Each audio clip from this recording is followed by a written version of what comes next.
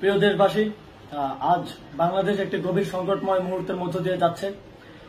এখন পর্যন্ত আমাদের প্রাপ্ত খবর অনুযায়ী আওয়ামী লীগ, ছাত্রলীগ, যুবলীগের সন্ত্রাসীরা গুলি করে কুপিয়ে প্রায় 30-এর অধিক শিক্ষার ছাত্র জনতাকে হত্যা করেছে এবং দিন শেষ হতে হতে এই সংখ্যাটা কোথায় গিয়ে দাঁড়ায় আমরা জানি না। এরই প্রেক্ষিতে আমরা একটি সিদ্ধান্ত নিয়েছি। আমাদের একটি জরুরি সিদ্ধান্ত মোতাবেক আমাদের যে 6 তারিখের যে লং মার্চ টু ঢাকা কর্মসূচি ছিল সেটিকে আমরা একদিন এগিয়ে নিয়ে এসেছি। অর্থাৎ আগামীকাল 5ই অগস্ট সারা দেশের মুক্তিকামী জনতাকে ঢাকার উদ্দেশ্যে রওনা হওয়ার জন্য আমরা আহ্বান জানাচ্ছি। যারা পারবেন, যাদের পক্ষে সম্ভব হবে, আজ রাতেই আপনারা ঢাকার উদ্দেশ্যে রওনা হয়ে যান। আমরা আগামীকাল সারা দেশের মুক্তিকামী জনতাকে ঢাকায় আসার আহ্বান জানাচ্ছি। বিশেষ করে ঢাকার আশেপাশের যে জেলাগুলো আছে, আপনারা দায়িত্ব নিয়ে মসজিদের মাইকে ঘোষণা দিয়ে যাদেরকে পাবেন সবাইকে নিয়ে ঢাকার উদ্দেশ্যে রওনা হন। এই লড়াই আমাদের জন্য একটি চূড়ান্ত লড়াই। আমরা চূড়ান্ত ঘোষণার জন্য প্রস্তুত।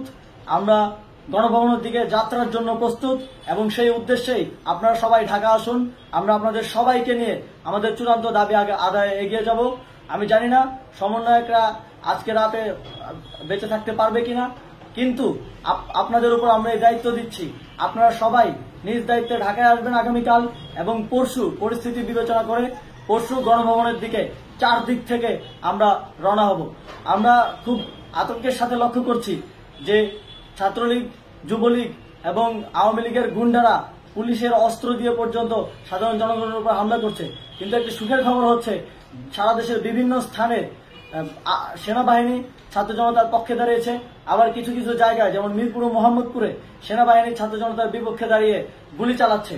আমরা সেনাবাহিনীর প্রতি আহ্বান জানাতে চাই, আপনারা এদেশের নাগরিক এবং আপনারা এদেশের নিরাপত্তার দায়িত্বে আছেন, এদেশের জনগণের যানবাহনের নিরাপত্তার দায়িত্বে আছেন। আপনারা দেশের পক্ষে এবং দেশের জনগণের জন্য কাজ করবেন। কোনো খুনি সরকারের জন্য, কোনো খুনি রাজনৈতিক দলের জন্য কাজ করবেন না। এটি এদেশের জনগণ আপনাদের থেকে প্রত্যাশা করে। আমাদের এই আন্দোলনে সম্পূর্ণ সমর্থন দিয়ে হয় নিরপেক্ষ থাকুন, অথবা এই খুনি বাহিনীকে, সরকারের খুনি বাহিনীকে প্রতিহত করুন, তাদেরকে যথাযথ শাস্তির আওতায় নিয়ে আসুন। যেই কারফিউ সরকারের পক্ষ থেকে ঘোষণা করা হয়েছে, আমরা স্পষ্টভাবে বলতে চাই, সেনাবাহিনী এই ধরনের কোনো কারফিউ বাস্তবায়নের জন্য মাঠে না নামে। যদি মাঠে নামে তাহলে সেনাবাহিনী স্পষ্টভাবে অফিসিয়ালি জনতার বিরুদ্ধে দাঁড়াবে। আমরা চাই না সরকারের এই ষড়যন্ত্রে সেনাবাহিনী পা দিক।